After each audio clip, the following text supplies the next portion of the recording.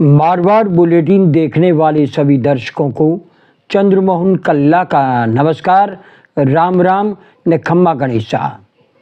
आज हम बात करेंगे राजस्थान में कांग्रेस की पतली हालत की। क्यों हारी आखिरकार उपचुनाव में कांग्रेस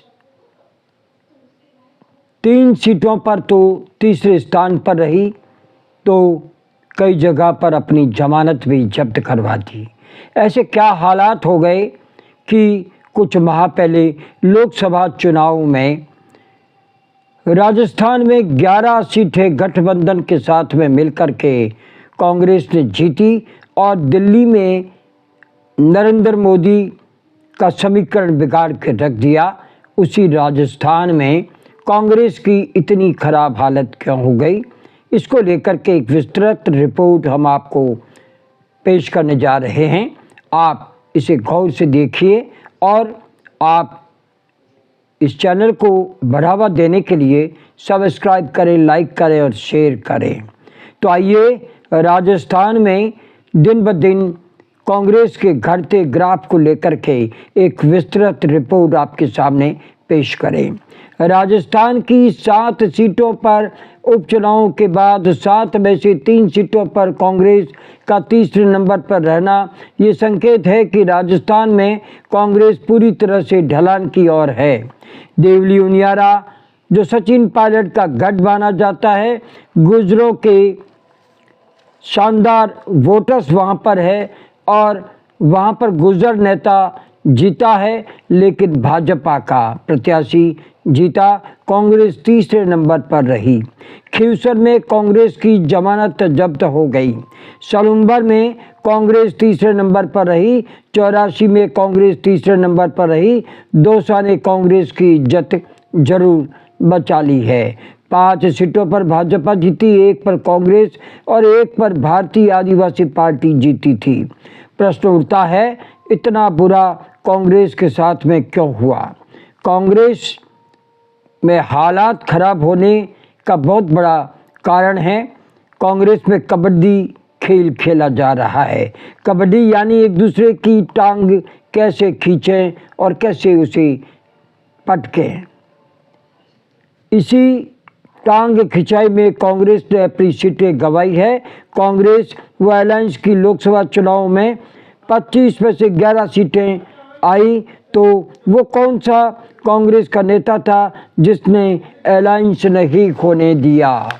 आपको ये भी बता दें कि 25 में से 11 सीटें जब कांग्रेस व अलायंस ने मिलकर के लोकसभा में जीती, तो दिल्ली में भाजपा व नरेंद्र मोदी का समीकरण राजस्थान ने ही बिगाड़ा था और भाजपा को केंद्र में पूर्ण बहुमत लाने से रोक दिया था।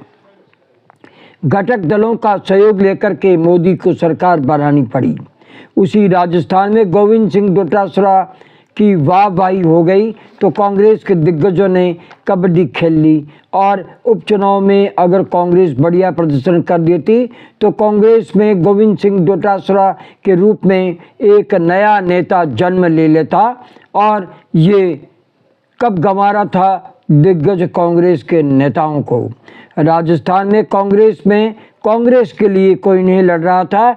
लड़ाई ये थी कि डोटासरा का पद कैसे कम किया जाए, उसके नंबर कैसे कम किए जाए, ये लड़ाई चल रही थी। कांग्रेस को पार्टी को नहीं जिताना था, आदमी को हटाना था। विडंबना ये है कि भाजपा की भजनलाल सरकार ने सरकार में ऐसा कोई बहुत बड़ा काम नहीं किया, बहुत बड़ा विकास नहीं किया जिसके बूते कांग्रेस की गत इतनी खराब हो जाती। जवाब मिलता है शायद नहीं।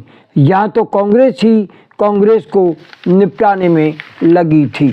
कांग्रेस की अंदरूनी लड़ाई ही कांग्रेस को ले डूबी, इसे स्वीकार करना होगा। कांग्रेस में पीसीसी चीफ डोटासरा को हटाना, अशोक गहलोत को दिल्ली बुलाना, पायलट को राजस्थान सौंपने के काम चलाने के लिए काम करना, अभियान चलाना, राजस्थान में कांग्रेस में एकजुटता लाने के लिए ये निर्णय भी शायद कम होंगे। इसका सही कदम हो सकता है कांग्रेसियों में एकजुटता लाना, इनमें जो मनमुटाव है उसे दूर करना, वरना कांग्रेस राजस्थान में उत्तर प्रदेश वाली गत करने के बहुत करीब आ चुकी है। खतरा ये ही मंडरा रहा है कि यूपी में जिस तरह से कांग्रेस ऊंचाइयों पर थी और आज 2 विधायकों के साथ में बैठी है, तो ऐसी जगह पर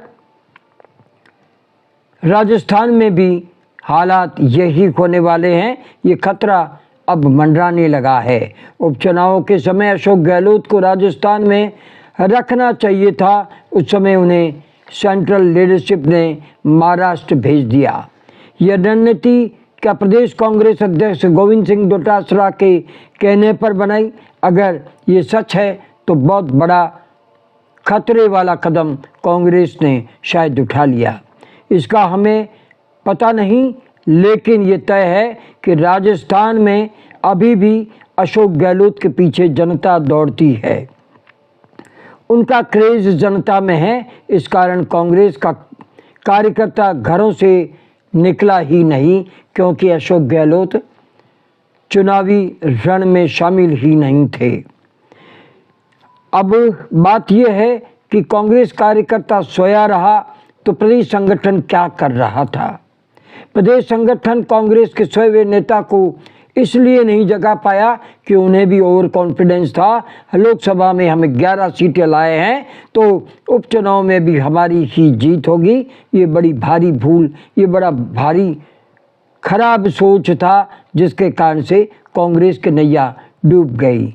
आपसी मतभेद मिटा करके कांग्रेस को मुद्दों की ओर दौड़ना होगा, सड़कों पर उतरना होगा, तब कहीं जाकर के कांग्रेस राजस्थान में अपनी लाज बचा पाएगी। वरना आने वाली विधानसभाओं में कांग्रेस की जो हालत होनी है वो किसी से छिपी नहीं। आज तक तो ये होता आया कि 5 साल कांग्रेस के और 5 साल भाजपा के। अब ये भी सिलसिला खत्म होने वाला है। कांग्रेस जनों को ये सोचना होगा और ऐसी लीडरशिप के हाथ में राजस्थान वापस सौंपना होगा, ताकि राजस्थान में कांग्रेस मजबूती से आगे बढ़े, ना कि उत्तर प्रदेश वाली गत राजस्थान में हो जाए। गोविंद सिंह डोटासरा ने इस हार की जिम्मेदारी ली है और साथ में ये भी कहा है कि कोई भी नेता जिम्मेदारी हार की ले ना ले, हम इसके लिए जिम्मेदार हैं। लेकिन ये तय है कि उपचुनाव में हमेशा जनता सरकार की ओर देखती है। 4 साल अभी भजनलाल सरकार के बाकी हैं, तो विकास उनके क्षेत्रों में हो, इसलिए भाजपा को वोट पड़ा है। वे अंदरूनी लड़ाई को स्वीकार नहीं करते, लेकिन ये संकेत उपचुनाव दे रहे हैं कि कांग्रेस अब गर्त की ओर राजस्थान में भी जाने वाली है, अगर सेंट्रल लीडरशिप ने सही नेतृत्व नहीं सौंपा तो। आज बस इतना ही। अगला समाचार बुलेटिन लेकर फिर हाजिर होंगे, और इजाज़त लेने से पहले हम जानना चाहते हैं कि आपको ये चैनल कैसा लगता है।